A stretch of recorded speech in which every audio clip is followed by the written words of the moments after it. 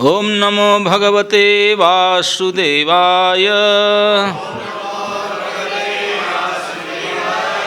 ओम नमो भगवते वासुदेवाय। ओम नमो भगवते वासुदेवाय। नारायणं नमस्कृत्य नरं चैव नरोत्तमं देवीं सरस्वतीं व्यासं ततो जयम् उदीरयेत्।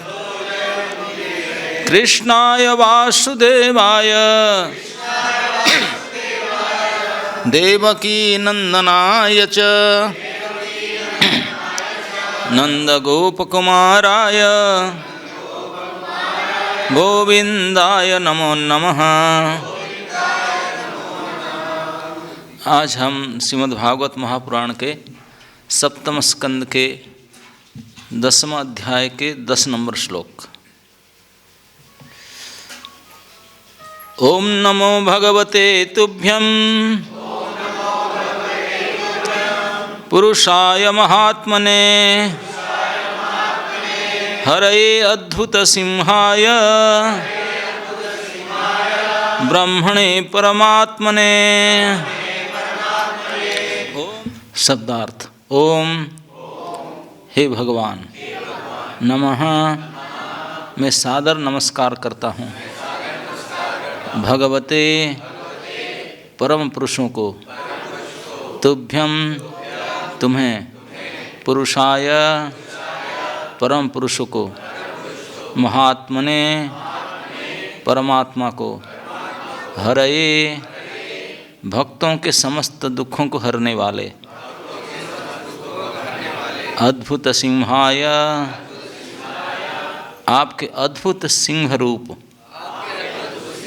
नरसिंह रूप को, ब्रह्मणे परम ब्रह्म को, परमात्मने परमात्मा को। अनुवाद एवं तात्पर्य श्रील प्रभुपाद जी के द्वारा अनुवाद। हे षड ऐश्वर्यवान प्रभु, हे परम पुरुष, हे परमात्मा, हे समस्त दुखों के विनाशक, हे अद्भुत नरसिंह रूप में परम पुरुष, मैं आपको सादर नमस्कार करता हूँ। तात्पर्य।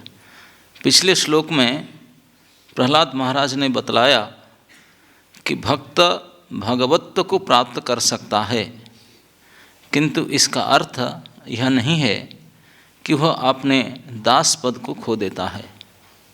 भगवान के शुद्ध दास को भले ही वह भगवान के ही समान ऐश्वर्य क्यों न हो, भगवान को सादर नमस्कार करना होता है। प्रहलाद महाराज भगवान को शांत करने में लगे थे, अतः वे अपने को भगवान के तुल्य नहीं मान रहे थे। उन्होंने अपनी स्थिति दास रूप में बतलाई और उन्हें सादर नमस्कार किया। ओम अज्ञानं तिमिरान्धस्य ज्ञानाञ्जनशलाकया चक्षुरुन्मीलितं येन तस्मै श्रीगुरवे नमः। श्रीचैतन्यमनोभीष्टं स्थापितं येन भूतले स्वयं रूपकदा मह्यं ददाति स्वपदान्तिकं। वन्दे अहं श्रीगुरो श्रीयुतपदकमलं श्रीगुरून् वैष्णवांश श्रीरूपं सग्रजातं सहगणं रघुनाथं नुतं तं सजीवं साद्वैतं सावधूतं परिजनसहितं कृष्णचैतन्यदेवं श्रीराधा कृष्णपादान् सहगणललिता श्रीविशाखान्वितं च। नमो विष्णुपादाय कृष्णपृष्ठाय भूतले श्रीमते भक्तिवेदान्तस्वामिनिति नामिने। नमस्ते सरस्वती देवे गौरवाणी प्रचारिणे निर्विशेषशून्यवादी पाश्चात्यदेशतारिणे।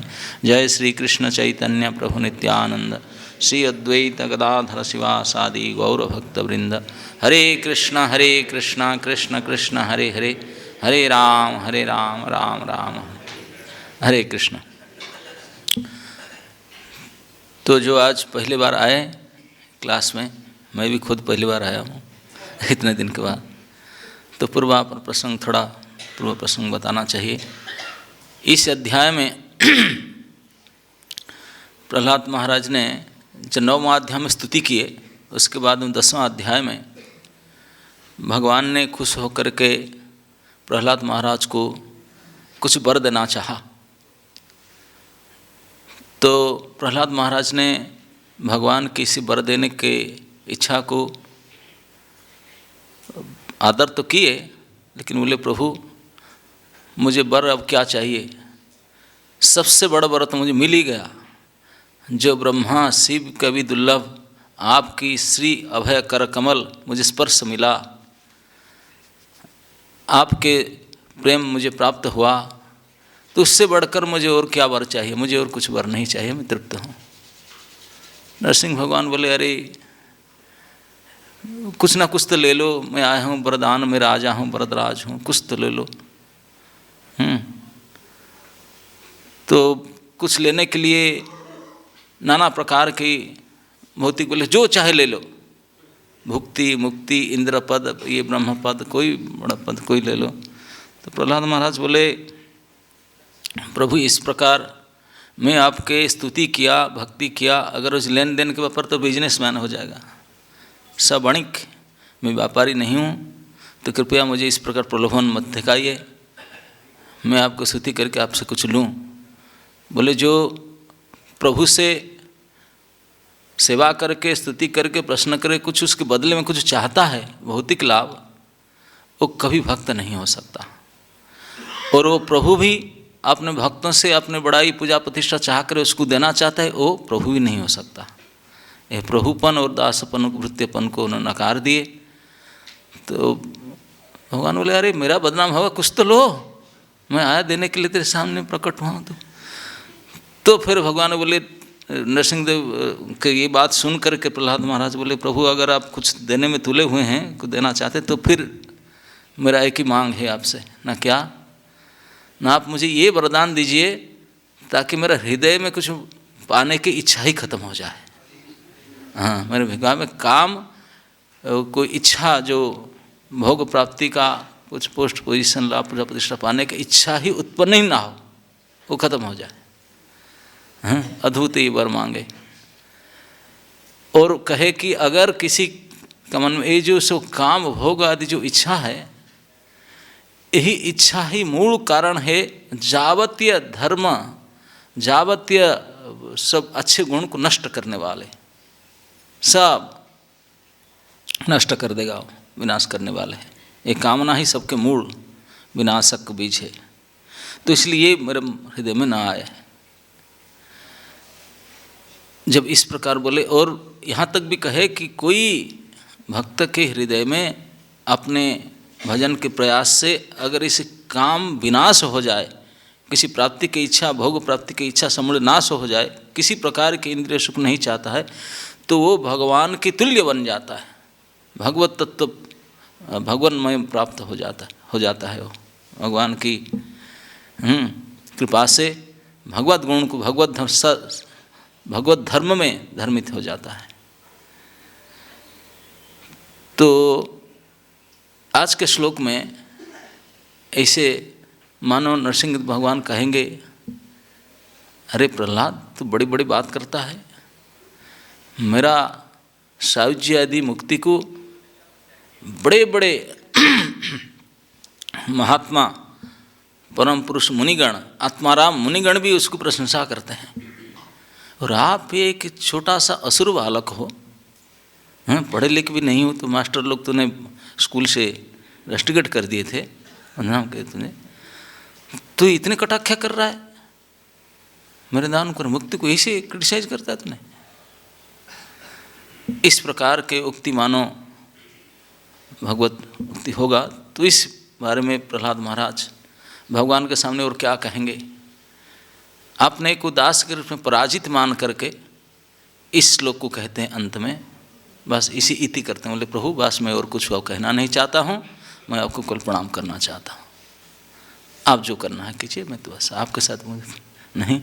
तो इसलिए ओम नमो भगवते तुभ्यम पुरुषाय महात्मने, हे महान पुरुष, हे साक्षात भगवान षडैश्वर्यपुर भगवान, अब आप जो अद्भुत नरसिंह रूप धारण करके आए हैं उसको बारंबार प्रणाम करता हूँ, जो समस्त प्राणियों के समस्त प्रकार दुखों को नाश करने वाले हैं, एक दुख नाशक अद्भुत नरसिंह रूप, मैं आपको प्रणाम करता हूँ। तो सचमुच मानो प्रहलाद महाराज इतने लंबा स्तुति, भगवान के सारे साथ में बातचीत, ये सब करने के बाद में अंततः एक भक्त को भगवान के लिए क्या करना चाहिए, क्या कर सकता है, ये श्लोक में बताते हैं कि हम केवल ही लायक हैं, हमारा लायकात है हमारे पास में, भगवान को प्रणाम भर कर सकते हैं बस, बाकी तो सब उन्हीं का ही है। भगवान हमसे अपना इच्छा से हम उनको समर्पण करें यही आशा करते हैं, तो ही समर्पणत्व को भगवान की शुरुआत होता है प्रणाम से, भगवान को प्रणाम से। हम भगवान के दास हैं, हमारा धर्म यही है, कर्म यही है, भगवान को प्रणाम करें। ओम नमो भगवते तुभ्यम। इस प्रकार से भगवान श्री नरसिंह रूप को अंतर से सादर से उनके प्रसन्नतापूर्वक प्रणाम अर्पण करते हैं, और उसके बाद में एंड, उसके बाद भगवान फिर कहना चालू करेंगे। तो ही एक भक्त अंत में भगवान को प्रणाम ही भर कर सकता है, बाकी क्या है, हम कुछ क्या कर सकते हैं उनको। और प्रहलाद महाराज तो एक छोटे असुर बालक की रोल कर रहे थे, उनके सामने बड़े बड़े ब्रह्मादि देवता खड़े थे, हाथ जोड़ के पास नहीं आ पा रहे थे, लेकिन भगवान की कृपा से, भक्ति के प्रभाव से प्रहलाद छोटे बालक वो नरसिंह भगवान को अपने स्तुति से शांत कर दिए, अशांत नरसिंह को शांत कर दिए, उनको प्रसन्न कर दिए। और शांत के सबसे फाइनल जो डोज है वो है प्रणाम, अंततः प्रणाम करना चाहिए, तो इसलिए प्रणाम करते हैं विशेष रूप से। ओम नमो भगवते तुभ्यम वासुदेवाय। तो नरसिंह अद्भुत नरसिंह रूप प्रणाम करते हैं और कहते हैं कि संपूर्ण प्राणियों के सब प्रकार के दुख को नाश करने वाला, तो मेरे अंदर जो भी दुख सब हर लेंगे अपने दुख हरा। हरि शब्द महाप्रभु कहते हैं, हरि शब्द तो सब हरण करने वाले हैं। क्या हरण करते हैं? सर्व दुख हरे प्रेम दिया हरे मन, बोले मन भी हरण करते हैं प्रेम को दे करके। तो ये हरि की विशेषता है। ये हरि को हम और क्या कर सकते हैं, हमारे पास है क्या, केवल प्रणाम ही कर सकते हैं, समर्पण कर सकते हैं। तो प्रहलाद महाराज ये क्या देते हैं। तो आज एक माघ शुक्ल नवमी तिथि है, हमारा वैष्णव पंजिका में श्रीमान माधवाचार्य की तिरुभाव तिथि है, और हमारा ये संप्रदाय है, ये माधव संप्रदाय से जुड़ा हुआ है, क्योंकि ब्रह्मा से तो है, ब्रह्मा के बाद नारद, उसके बाद व्यास, उसके बाद माधव, इस परंपरा कड़ी हम लोग के हैं। तो आज हमारे इस धरती पर जो ब्रह्म संप्रदाय को प्रवर्तन किए ऐसे महान आचार्य श्रीमान मध्वाचार्य के तिरुभाव, तो उनके बारे में थोड़ा चर्चा करने का प्रयास करेंगे, क्योंकि यही अनाउंसमेंट किया गया था भागवत प्लस। तो मैं बोला कि पूरा नहीं बोलेंगे कि भागवत बोलते नहीं तो इसलिए थोड़ा वो। तो माधवाचार्य के प्राकट्य के विषय में ऐसे कहा गया है कि एक ऐसे समय था, आज से लगभग 1000 साल के करीब पहले, जिस समय ये शंकरवाद, जो निर्विशेषवाद मायावाद का, बौद्ध धर्म और निर्विशेष धर्म का बहुत प्रबल प्रचार हुआ था। जो वैष्णवगण थे वो कहाँ कहाँ उनके तर्क से छिप कर कहाँ व्यतीत करते थे, और बहुत कमी रह गए थे। तो इस प्रकार के दशा को देख करके मानव लोग तो कुछ कर नहीं पा रहे थे, और मतलब लेकिन देवता लोग सोचने लगे। देवता लोग बोले ये बड़े अशांति, इस प्रकार के सब ईश्वरवाद फैल रहा है। तो जाकर उन्होंने ब्रह्मा के पास पहुँचे, बोले ऐसे ऐसे पूरे पृथ्वी में इस प्रकार की शून्यवाद निर्विशेषवाद के प्रबल प्रचार हो रहा है। तो ब्रह्मा जी ने बोले चलिए भगवान से प्रार्थना करते हैं, वो कुछ करेंगे। तो भगवान के पास जब जाकर प्रार्थना करे से देवता ब्रह्मा जी मिल करके, तो भगवान ने बोले ठीक है, ये चतुर्थ युग जो है, कलि युग में भगवान का साक्षात अवतार नहीं होता, इसलिए भगवान को त्रियुगी कहते हैं। ठीक है, तो किसको मैंने भेजूँगा, जो जा कर के मेरे बारे में थोड़ा प्रचार करके आए, जा कर बात को। तो उन्हें देवताओं की ओर दृष्टि किया, हु इज़ फिट कैंडिडेट, कौन उपयुक्त है देवताओं में जो जाएगा मेरे ओर से, ऑन बिहाफ ऑफ मी। तो वायुदेव के ऊपर नज़र पड़ा भगवान की। भगवान मुस्कुराते हुए वायुदेव की ओर देखे, बोले हे वायुदेव तुम मेरे ओर से जाओ। तो उनको आशीर्वाद दिए। तो वायुदेव भगवत आज्ञा से भगवत भक्ति की प्रचार करने के लिए वो अवतरित हुए। ऐसे कहा गया कि वायुदेव अपने पुत्र के रूप में हनुमान के रूप प्रकट हुए थे, और ये फिर माधवाचार्य के रूप में प्रकट हुए। उनका प्रकट का क्षेत्र है कर्नाटक में, उडुपी से थोड़ी ही दूर पाचपा क्षेत्र है, जहाँ पे माधवगेह भट्ट बड़े कुलीन ब्राह्मण थे।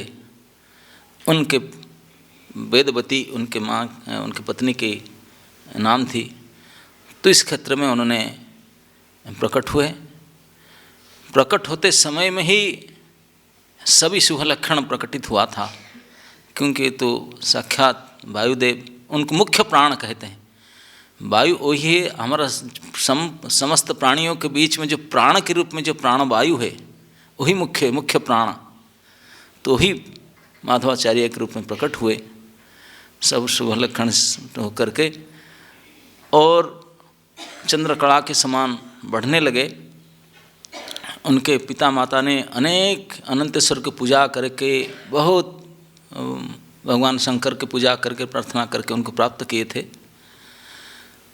तो उन्होंने अपने बचपन से ही अद्भुत कर्म प्रकट किए थे। ऐसे उनकी लीला में देखा गया है, जब वो छोटे बालक थे तभी उनके पिताजी, ब्राह्मण लोग जानते हैं जो पहले जन्म में जो सही ब्राह्मण है कुछ काम दाम नहीं करते हैं, पठन पाठन यजन याजन यही उनका कार्य है, दान दक्षिणा लेकर पूजा पूजा के काम चलाते हैं। तो कुछ विशेष काम के लिए कुछ धन के अभाव था, किसी धन कर्ज लिए थे, उधार लिए थे, और वो जो उनका महाजन है जो धन दिया था वो बार बार आता था मांगने के लिए, उनका पैसा था नहीं। एक दिन उन्होंने आकर के उनके घर के सामने बैठ गया, बोला आज मेरा पैसा वापस नहीं दोगे तो मैं जाऊंगा ही नहीं।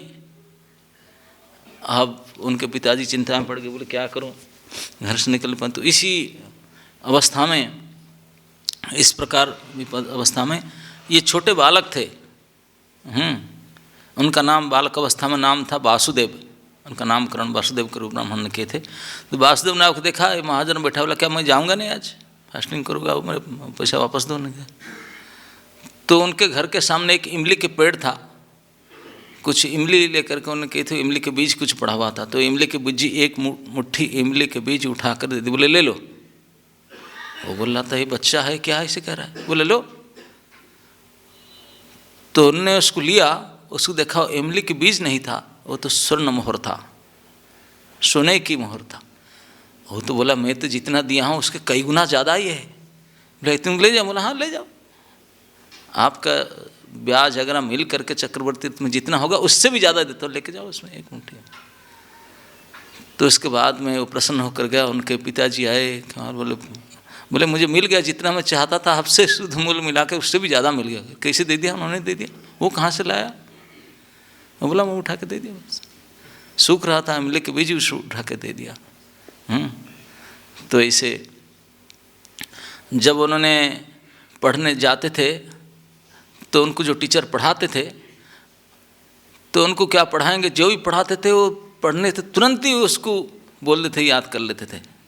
उनको दोबारा, बाकी सारे स्टूडेंट उनको पढ़ाने के लिए बोलते हैं कि क्यों टाइम खराब करते हैं, दोबारा क्यों पढ़ाते हैं फिर उसको, जब मैं ऑलरेडी जान चुका हूँ उसको। तो आश्चर्य होते थे उनके टीचर लोग। बहुत कम वयस में उनने विद्या प्राप्त कर ली। जो उनके क्षेत्र में जितने भी विद्या उपलब्ध था, जो टीचर थे, प्राप्त करके तो उन्होंने ग्रंथ आदि पढ़ने के लिए एक इस क्षेत्र में एक वैष्णव सन्यासी थे जिनका नाम था अच्युत पृक्ष। उनका पास गए और उन्हीं से भगवत ज्ञान पढ़ने लगे। बाकी सारे जगह तो दूसरे पंथ के था, बौद्ध आदि के बड़े प्रचार था। उनको जाके पढ़ने लगे और आकर के एक दिन एक हाथ में लाठी लेकर घूम रहे थे। तो उनके पिताजी ने बोले, वासुदेव लाठी लेकर क्यों घूम रहा है? ना, मुझे वैष्णव धर्म को स्थापना करना है। वैष्णव धर्म स्थापना? बोले ऐसे थोड़ी ना होते वैष्णव धर्म स्थापना लाठी लेकर के। ये जो प्रबल अभी ये धर्म प्रचार हो रहा है, बौद्धवाद, निरीश्वरवाद, निर्विशेषवाद, उसको कैसे तो नहीं बच्चा के लाठी घूम रहे तो वैष्णव धर्म स्थापना कर? ऐसे ये थोड़ी है, बच्चा के खेल थोड़ी ना है। वैष्णव धर्म जैसे लगता है कि तो ये सूखा लकड़ी से पेड़ उग जाएगा, ऐसी बात कह रहा है अपने। तो बोले पिताश्री मैं करके दिखाऊंगा ना। तो तुरंत उनके सामने जो सूखा लाठी लेकर घूम रहे थे, लाठी को मिट्टी में गाड़ दिए और वो पेड़ बन गया, अंकुरित हुआ। अंकुरित होकर के बढ़ते गया, वृक्ष बनने लगा। ऐसे कहते हैं कि एक मणिमंत करके सर्प था, वो सुना इस बात को, पिता पुत्र की बात को सुना। वो असुर था। वो बोला कैसे इसने? तो उन्हें आकर के, बड़े विषैली सर्प था, 5 सिर वाले, वो आकर एक पेड़ को काटा। बोला पेड़ जल जाएगा, मर जाएगा। लेकिन वासुदेव तो अमृत युक्त थे, उनके स्पर्श, उनके दृष्टि से ये सर्प का विष का प्रभाव कुछ नहीं हुआ, वृक्ष बढ़ने लगा। तो इससे उनके पिताजी ये निश्चिंत हो गए कि ये निश्चित रूप से एक अद्भुत कर्मा होगा, बहुत बड़ा प्रचार करेगा, आचार्य बनेगा। उनको समझ में आ गया। तो बहुत कम समय में उन्होंने अच्युत वृक्ष से जो भी उनसे पढ़ना था पढ़े। और इस समय में एक पंडित, जो शंकर भाष्य के पंडित थे, उन्होंने आए थे इस क्षेत्र में। वो तो प्रचार कर रहे थे पूरी दुनिया में घूम करके। वो पता लगाए कि अच्युत वृक्ष अभी भी ये भगवतवादी हैं, साकारवादी हैं। तो उनका पास आए, उनके स्कूल में आकर के उनके पूरे ग्रुप के साथ आए वो पंडित, और आकर उनसे शास्त्रार्थ करने के लिए उनको ललकारे। तो अच्युत वृक्ष को क्या करेंगे? जब वो आकर सामने बैठा, उनके विद्यालय में आकर पहुंच गया शास्त्रार्थ करने के लिए, वो हरिस्मरण करके बैठे। बोले क्या करूं? तो उनके साथ में उनके स्टूडेंट, उनके शिष्य वासुदेव बैठे हुए थे।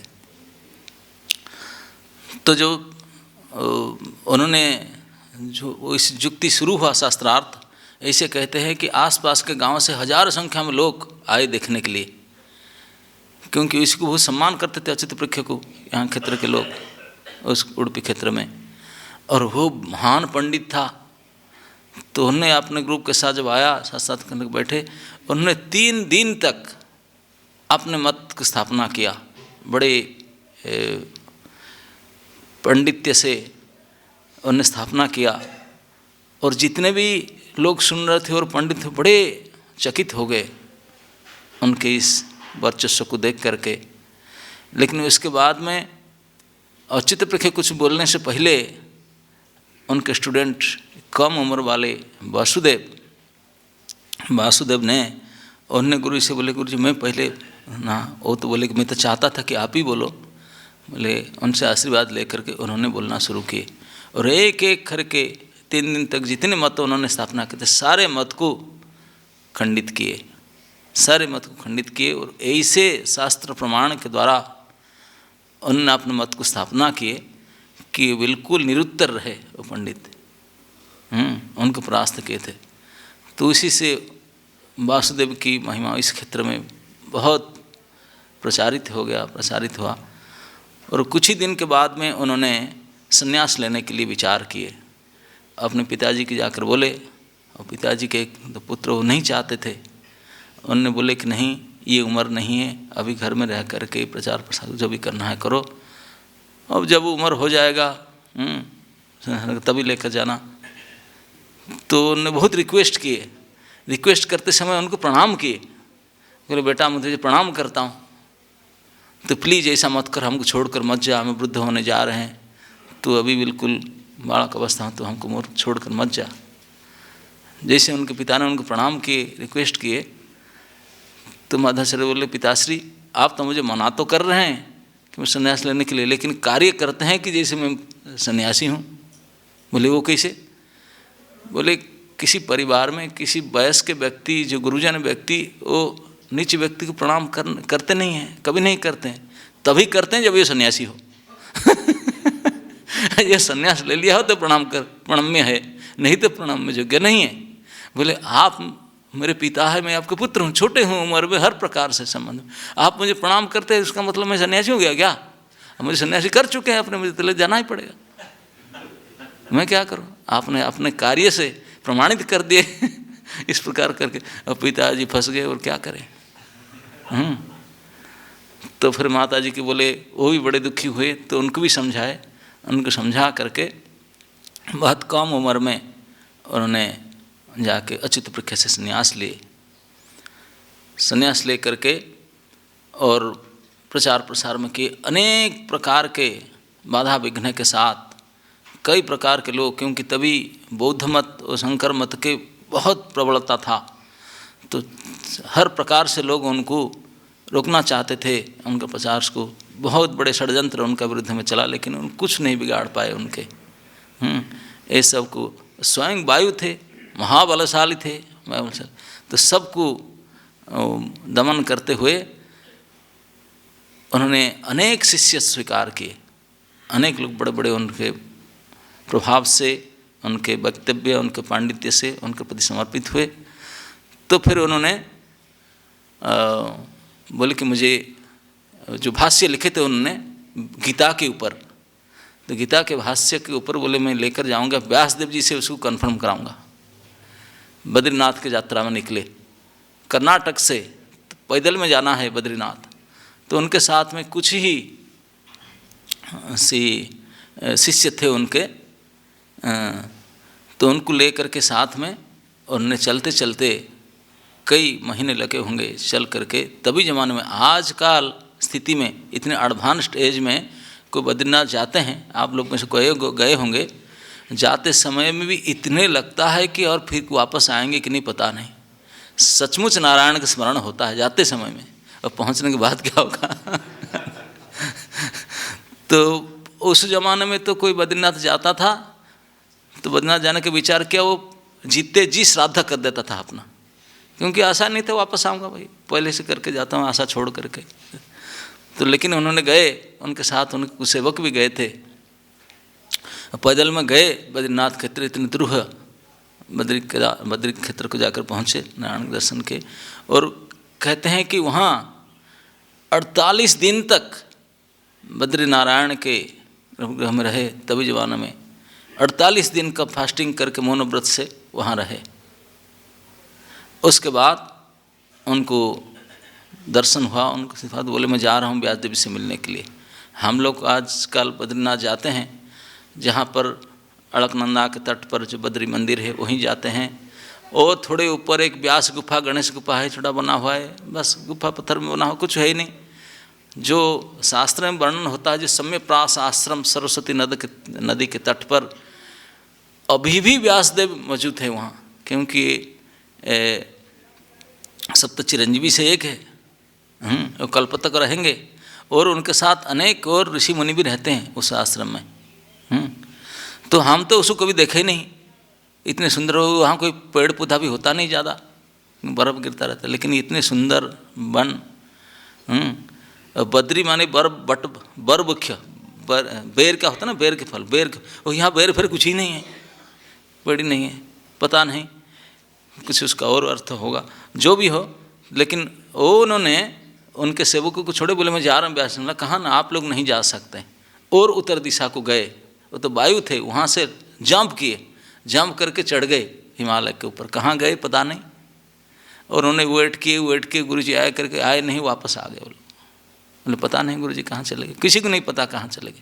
वो जाके व्यासाश्रम में रहे, उनको पता था कि हाँ व्यासदेवी का आश्रम, वहाँ जा करके रह करके व्यासदेव जी को उनके भाष्य सुनाए। व्यासदेव जी ने प्रसन्न होकर उनको आशीर्वाद दिए और उनके टीका को स्वीकृत किए, अपने साइन किए कमेटी भाष्य में, तो उसको लेकर के आए थे। इसलिए माधव भाष्य में व्यासदेव के साक्षर है, हस्ताक्षर है, तो इसलिए डायरेक्ट व्यासदेव के शिष्य है माधवाचार्य, डायरेक्ट डिसाइपल। हमारी परंपरा में इसलिए ब्रह्मा, नारद, व्यास और माध्व। तो इसलिए साक्षात व्यासदेव जी के डायरेक्ट डिसाइपल के रूप में उनसे अपने पढ़ करके भाष्य सुना करके प्रश्न करके वो लेकर आए, सम्मति प्राप्त करके। वहाँ करके व्यास की कृपा से तो और ही उनका तेज विद्वत और बढ़ चुका था। आकर के और प्रचार किए, वेदांत सूत्र पर भाष्य लिखे। तो उन्होंने इस प्रकार प्रचार प्रसार करने के बाद दूसरे बार भी उन्होंने फिर बद्री गए थे, सेकंड टाइम गए थे, क्योंकि जो भाष्य लिखे वेदांत सूत्र पर उसको भी अथराइज करने के लिए व्यास जी के पास गए थे। 2 बार व्यास जी से मिले जाकर के बद्रीनाथ 2 बार गए। तो आकर के उन्होंने ऐसे प्रचार किए। दूसरा बार व्यास आने के बाद जो प्रचार प्रसार किए थे तो उन्होंने उडुपी को अपने हेडक्वार्टर बनाए, क्योंकि अनंत स्वरूप की कृपा से उनको प्राप्ति हुआ था। वहीं पे अपने हेडक्वार्टर बनाए और वहाँ पे अपने अनेक फॉलोअर्स हो चुके थे शिष्यगण। तो उनसे 8 सन्यासियों को चुन करके 8 मठ बनाए, अष्टमठ स्थापना किए, अष्टमठ स्थापना किए थे। एक घटना एक बीच में हुआ था, उन्होंने एक समय वो 12 स्तोत्र रत्न जब रचना कर रहे थे, एक समय आधी रात में उठ करके समुद्र तट पर था, समुद्र तट में चले गए, घूम रहे थे। रात में याद आता स्तोत्र रचना करते श्लोक बोलते बोलते समुद्र तट में घूम रहे थे। तो हठात देखे कि भोर भोर समय में आंधी तूफान बवंडर उठने लगा और दूर से देखे तभी जमाने में बिजनेस होता था, रोड तो था नहीं, जलपथ से बिजनेस हुआ करता था मुख्यतः। तो एक बड़े बिजनेसमैन जो उस दिशा से पाकिस्तान साइड से द्वारका साइड से वो समुद्र पथ में अपने नौका लेकर जा रहे थे, बड़ा बोट उनको पोत लेकर जा रहे थे, जल जहाज लेकर के। तो वो ये बवंडर के चक्कर में आ गया, घूर्णिवात्या के चक्कर में। वो बेचारे चित्कार कर रहे थे, मर जाएंगे सारे, माल मता डूब जाएगा, शिप डूब जाएगा। ये प्रकार के उनके करुण चित्कार सुने और देखे कि बिल्कुल बवंडर घूर्णिवात्या के चपेट में आ चुका है वो जहाज। तो वासुदेव ने उनको देख करके, अभी उनका नाम संन्यास लेने के बाद पूर्ण प्रज्ञा हो चुका था। तो देख करके माधवाचार्य उनको दर्शन करके उन्होंने अपना गामछा हिलाए, गामछा हिला करके उनको इशारा किए इधर। तो देखे तो एक सांस खींचे, वो सारे घूर्णिवात्या उनके अंदर चला गया, सारे वायु जो साइक्लोन था, साइक्लोन को खींच लिया अपने अंदर, वो स्वयं वायु है, खींच लिए। और वो जहाज़ को किनारे ले आए। जहाज़ किनारे आया तो जहाज़ में जितने भी कैप्टन और जितने भी कर्मचारी थे सब बोले कि हमारा जीवन प्राप्ति हुआ, हमारे धनरत्न से हुआ, जहाज़ बच गया। उतर के आकर के उनके चरणों में गिरे, बोले धन्य है आप, अद्भुत है। ये साइक्लोन को देखते देखते हाथ हिलाते खींच लिए, बंद करा दिया, हमको अपना बचा लिए। वो आकर बहुत कृतकृत्य होकर के उनको चरण में गिर करके उनको सम्मान किए और बोले कि हम आपको कुछ देना चाहते हैं, क्या भेंट देंगे हमारे पास, हम जहाज़ में चलिए, हमारा जो भी आप जो चाहेंगे हम देना चाहते हैं। तो उनका जहाज़ में गए, जाकर देखे कई चीज़ था, नाना प्रकार के धन रत्न, नाना प्रकार काम था। और एक बहुत बड़े मिट्टी का ढेल था, बहुत बड़ा मिट्टी का खंड था। तो उसे ये क्या है? बोले ऐसा है कि हम जो आ रहे थे कराची साइड से द्वारका के प्रांत में, वो एक साइड दबने लगा पानी में, तो उसको बैलेंस करने के लिए हम लोग यहाँ से एक बहुत बड़े मिट्टी के खंड उठाए, द्वारका वन से उठा कर लोड कर देते कि जहाज़ बैलेंस होगा चलेंगे। बोले अच्छा द्वारका से उठा के लाए ना? हाँ, रुक्मणी वन से उठा के लाए थे। बोले बस मुझे यही मिट्टी के खंड दीजिए। बोले ये मिट्टी क्या होगा? है तो बैलेंस करने के लिए वहाँ से मिट्टी लेकर आए थे, जहाज़ पहुँचा उसे फेंक देंगे हमने। बोले आपके जो फेंकने के लायक तुच्छ वस्तु मिट्टी के आप लाए थे वही मुझे दे सकते हैं ना? अब तो हमारा जहाज़ पारे होकर आ गया, हम आप लेना चाहते, लेकिन इसमें कुछ है ही नहीं, मिट्टी क्या लेकिन ना, मुझे वही चाहिए ना। वो इतने भारी मिट्टी खंड हम तो पुली क्रेन लगा कर उठाए थे। तभी ज़माने में जो क्रेन होता था उस समय उठा कर लोड किए थे।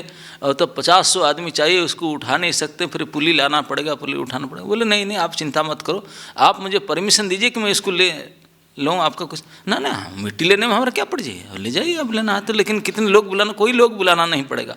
और स्वयं अकेले गए, जो 100 आदमी भी उठा नहीं सकते थे, उसको अकेले अपने हाथ में उठा कर ले लिए।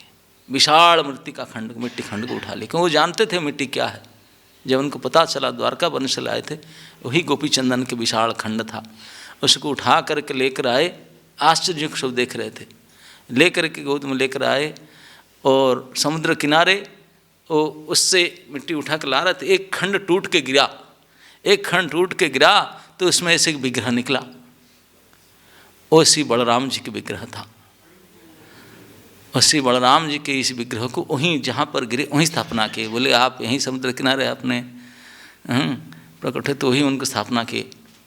जहाँ के सुब्रमण्यम मंदिर था वहीं पे बलराम जी की स्थापना किए।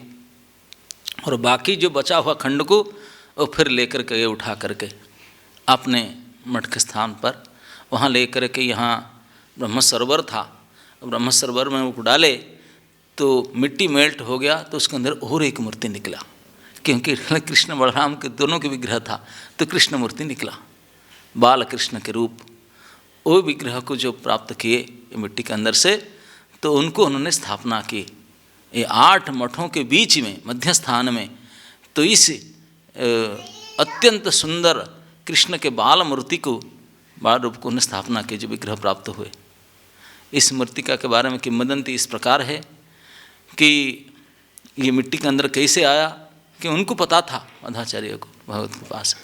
ऐसे कहते हैं कि जब भगवान ने कृष्ण बलराम द्वारका में थे, वो तो गए फिर आए नहीं, वृंदावन से मथुरा गए, मथुरा से द्वारका गए, बस द्वारका से फिर द्वारका लीला अंत करके अपने लीला समाप्त की।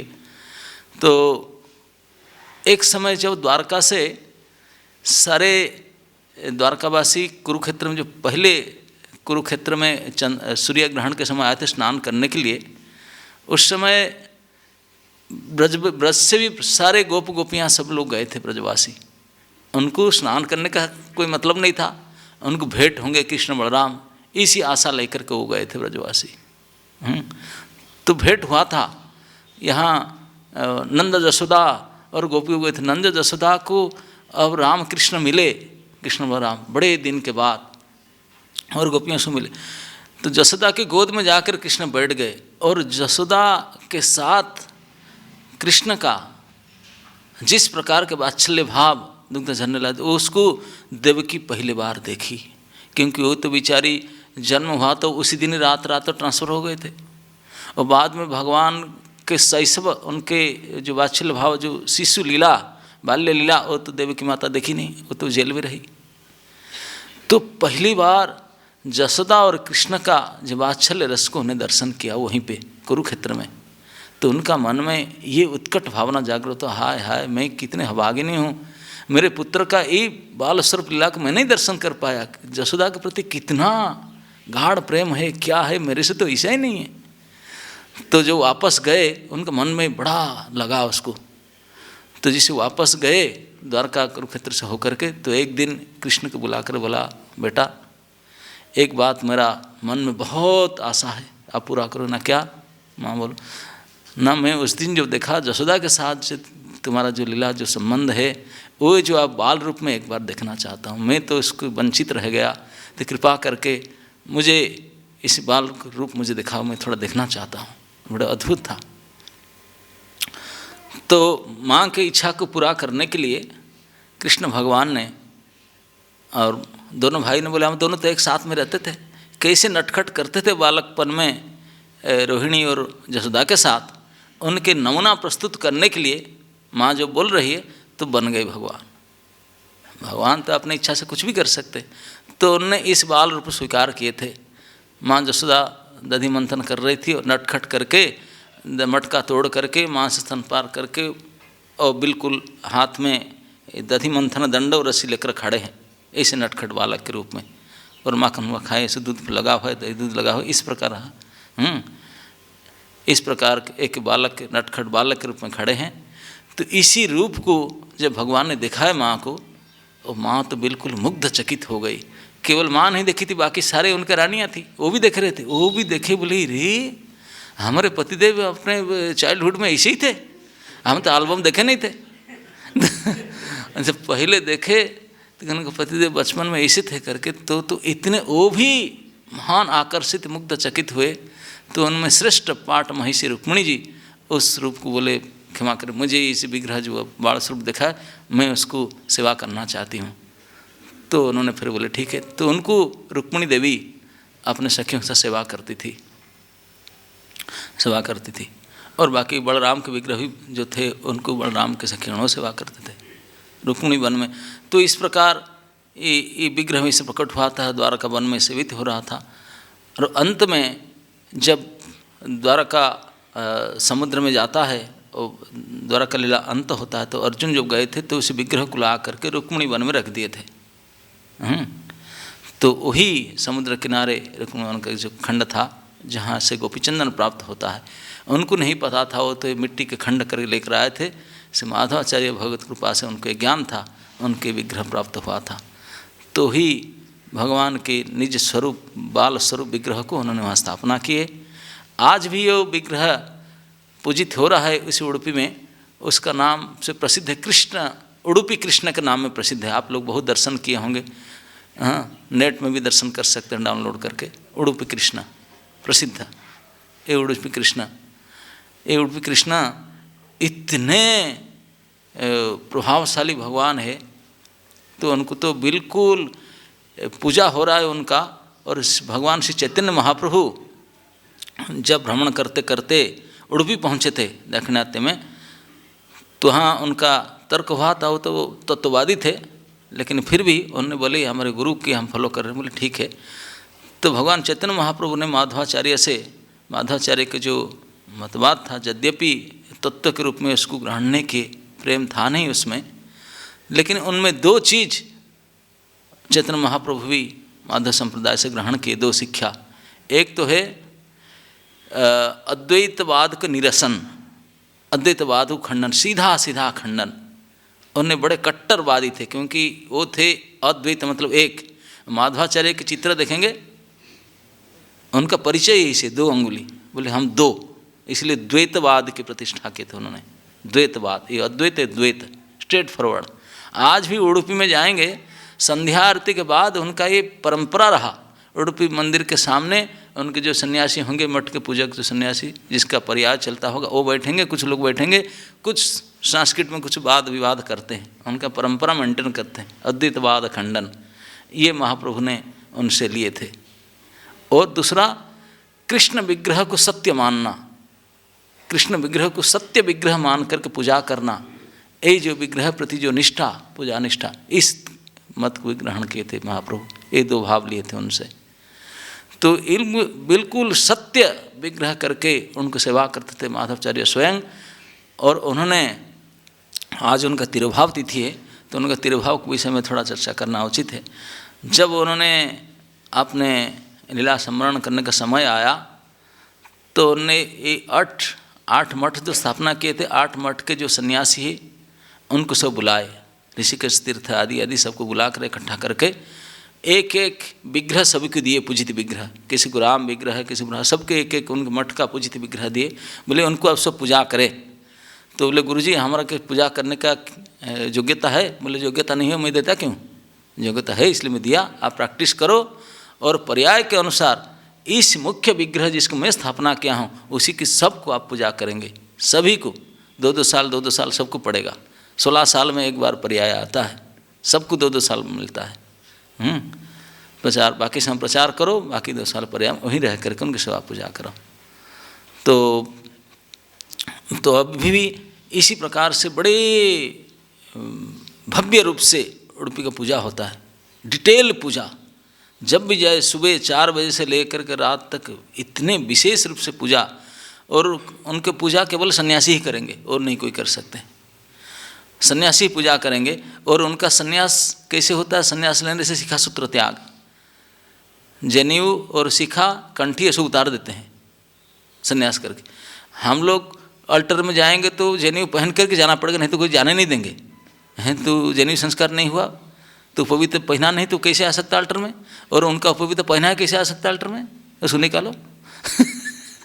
वो पवित्र निकाल करके वहाँ जाना होता है पूजा करने के लिए संन्यास लेकर के, अरे हमारे पहन कर जो भी हो।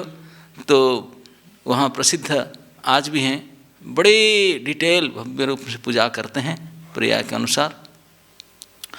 और उनको उपदेश दे करके उस विग्रह पूजा के दायित्व दे करके उन्होंने एक समय बोले मुझे अभी समय हो रहा है, मैं थर्ड टाइम मुझे जाना है बद्रीनाथ, बोले व्यास देव के पास मुझे जाना है, और इस बार मैं जाऊंगा फिर आऊँगा नहीं, ये बताए, बोले उनसे मिलने के लिए जाऊंगा। तो सारे लोग इकट्ठा हुए, सारे शिष्यों को बुलाए, बैठ करके उड़प क्षेत्र में बैठ करके उन्हें उपदेश दिए। बहुत उपदेश देने के बाद में तब ऐत्रेय उपनिषद का कुछ उसको व्याख्या करने लगे, पढ़ाने लगे। जब व्याख्या कर रहे थे तो आकाश से देवताओं ने पुष्पवृष्टि किए उनके ऊपर में, तुलसी माला पुष्पवृष्टि किए, और सब जय जयकार कर रहे थे कि साक्षात स्वर्ग से पुष्पवृष्टि हो रहा है, देव पुष्पवृष्टि करे, इतने सुंदर व्याख्या कर रहे हैं। व्याख्या करते थे, पुष्पवृष्टि हो रहा था, और सारे शिष्यों ने बहुत आनंद प्राप्त कर रहे थे। सबको लगा कि साक्षात वैकुंठ में सब पहुंच चुके हैं, पूरा वैकुंठ वातावरण था, पूरे क्षेत्र को वैकुंठ वातावरण बना दिए साक्षात। इस प्रकार शास्त्रार्थ अर्थ करते करते और देवताओं सब सुन करके प्रसन्न होकर पुष्पवृष्टि करते करते माल दे रहे थे। सभी लोग बैठकर सुन रहे थे, करते करते करते करते चुप हो गए। और पुष्प के ढेर में, स्वर्गीय पुष्प के ढेर में, पारिजात आदि पुष्प के ढेर में, बिल्कुल पुष्प के ढेर के मृत्यु जब गए थे, तो अंततः धीरे धीरे उनका शब्द बंद हो गया। तो उनके शिष्यगण उठ कर दौड़ कर देखने लगे क्या हुआ, और जाकर फूल को निकाल कर देखे कि है ही नहीं गुरुजी, अद्भुत, वहीं से प्रकट हो गए, अदृश्य हो गए। वायु तो ऐसे अदृश्य ही होता है। तो इस प्रकार उन्होंने केवल कहे थे मैं अंतिम जाऊंगा फिर बद्री क्षेत्र, बद्री का आश्रम, और मैं गुरुजी व्यास देव के पास रहूँगा, उनके साथ रहूँगा, ऐसे कहे थे उन्होंने। तो सभी लोग ने बोले वो तो कहे थे जाएंगे तीसरी बार, वहीं रहेंगे और आएंगे नहीं। तो इसलिए माना जाता है वो अदृश्य रूप में अब भी व्यासदेव जी के साथ हैं, वहीं हैं। लेकिन उनके जो शिक्षा, उनके जो भाष्य, उनके जो उपदेश वो छोड़ गए, जो आज संपूर्ण वैष्णव जगत के लिए बहुत बड़े उपहार है, जिनको लेकर के विशेष करके हमारा ये जो कौड़ीय संप्रदाय, जिनके शुरुआत श्री माधवेंद्र पुरीपाद उन्हीं संप्रदाय से संन्यास लेकर के शुरुआत किए थे। यद्यपि उनके साथ तत्व था, प्रेम नहीं था, लेकिन माधवेंद्र पुरी उन्हीं से ही दीक्षित होकर के फिर प्रेम को प्रकाश किए थे। जिसके बाद में भगवान श्री चैतन्य महाप्रभु वही संप्रदाय में हुए और अपने मतवाद प्रकट किए। जो जितने अलग अलग वैष्णव के जो 4 संप्रदाय है, 4 संप्रदाय में से एक संप्रदाय माधवाचार्य के है, उनने जो मतवाद प्रतिष्ठा किए थे, सारे मतवाद को ले करके, अपने मत को ले करके एक अभिनव मत श्री मन महाप्रभु जो प्रतिष्ठा किए थे, अचिंत्य भेदाभेद तत्व, ये विशिष्ट अद्वैत, द्वैत और द्वैताद्वैत, शुद्ध द्वैत, ये सबसे परे अचिंत्य भेदाभेद तत्व। ये अचिंत्य भेदाभेद को वर्णन श्रीमान माधवाचार्य भी कहीं कहीं अपने रचना में किए हैं, वो जानते थे, लेकिन उसको प्रकट पूरा नहीं किए थे।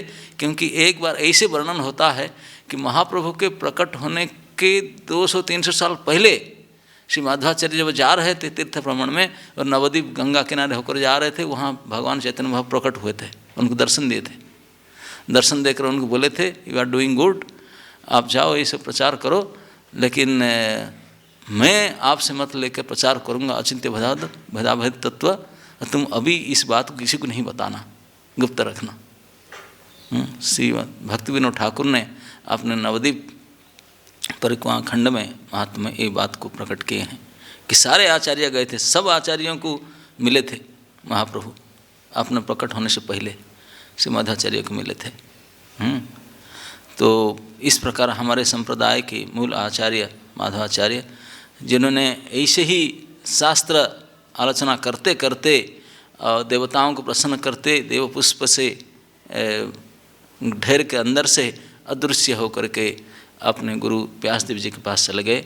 ऐसे माना जाता है बद्री क्षेत्र में वो भी माधव हैं, माधवाचार्य। तो ही माधवाचार्य जी उडुपी कृष्ण के प्रतिष्ठाता, प्रसिद्ध। आज भारतवर्ष में उडुपी कृष्ण बड़े प्रसिद्ध है, सबसे रिच माना जाता है, इतने लोग उनको धन रत्न देते हैं। और ये उडुपी कृष्ण का भक्तवत्सलता भी बड़े प्रबल है, इसलिए वो ज़्यादा उनका नाम बन गया। एक उनके भक्त थे कनकदास करके, वो ब्राह्मण नहीं थे, इसलिए उनको मंदिर में जाने के लिए प्रवेश नहीं दिए नहीं, तभी कट्टर ब्राह्मणवादी थे वो लोग, तत्ववादी। तो उन्होंने बड़े नम्र थे, भक्त थे, वो मंदिर के पीछे खड़े रहे, आपने भीख मांग करके कुछ चावल लाए थे, उसमें कुछ खीर बनाए, बोले ठाकुर मैं तो तुझे भोग लगाऊंगा और मुझे तो घुसने नहीं दिए, अगर तू मेरा हो मैं तेरा हूँ, तुम मेरे और मुँह करो और कुछ छेद करो, मैं आपसे भोग लगाऊंगा और मैं आपको दर्शन करूंगा। तो इसे आपने बैठ कर अकेले अपने खीर बनाकर कर रहे थे, भिखारी के रूप में थे। भगवान ने सुबह पूजा पूजी कर रात को शयन करके गए थे वो लोग सब सन्यासी लोग, और रात में भगवान ने उलट हो गए, पूर्व मुखा थे, उलट करके इधर पश्चिम मुख होकर देखे। विग्रह अपने आप पोजीशन चेंज करके और दीवार में एक छेद कर दिए, आज भी छेद है, कनक कंडी बोलते हैं, दीवार में इतने बड़े होल कर दिए और अपने भक्त को देखने लगे दूर से, और वहाँ से भोग लगाए, उनका खीर खाए। और जो बना के दिया था खिचड़ी या खीर जो बनाया था सो खा रहे थे। और सुबह आकर पुजारी लोग डोर खोले, देखते हैं कि विग्रह मोड़े हुए चेंज हो गए। आप बताओ कृष्ण बलराम डिटी अब मोड़ कर इधर दीवार की तरफ मुँह कर खड़े रहे हैं, क्या होगा? वह लो तो वही हाल हुआ। छोटी सी, बहुत छोटी सी मंदिर है, आप उडुपी गए होंगे, अरे बाप रे बाबू, घुस करके इसे झुक करके जाना हो, घुस करके, इससे छोटी सी विग्रह छोटी मंदिर में, लेकिन उसका अंदर भूल गए और वहाँ से डायरेक्ट मोड़ करके बिल्कुल पीछे की ओर मुँह करके इस कनकदास को देखने लगे, दीवार को छेद करके। आज भी विग्रह ऐसे मुड़े हुए देखते हैं, सामने दरवाज़ा पर जाएंगे, सामने से दर्शन नहीं होता, पीछे से दर्शन है। ऐसे भक्तवत्सल भगवान श्री कृष्ण उडुपी कृष्ण रूप में प्रसिद्ध है, और प्राय कृष्ण भक्तगण वहाँ अवश्य दर्शन जाते हैं, दर्शन करने के लिए उडुपी कृष्ण को प्रसिद्ध। तो इस प्रकार से माधवाचार्य की आज तिरुभाव तिथि है, तो हमारे संप्रदाय के मूल आचार्य हैं, इसलिए हम उनको श्री चरण में, उनके श्री चरण में आज अपना हृदय से श्रद्धांजलि ज्ञापन करना चाहेंगे। यही प्रार्थना करेंगे कि जितना निष्ठा, जितने भक्ति के प्रचार, जिस प्रकार के उनका भगवत विश्वास और जिस प्रकार के मत के बिल्कुल हम भगवान के है, जीव कभी भी भगवान नहीं हो सकता, भगवान भगवान है, जीव जीव है, इस प्रकार उनके दृढ़ मत धारणा और भगवान के विग्रह में जो सत्य भगवान है इस मान करके उनको जो पूजा, इस प्रकार से निष्ठा जिन्होंने प्रचार किए दिखाए, तो इस प्रकार के उनकी कृपा से अगर हमको प्राप्त हो तो हमारा जीवन भी सफल सुलभ होगा। श्री माधवाचार्य जी की, समवेत भक्त वृंद की, निताय गौर हरि प्रेमान।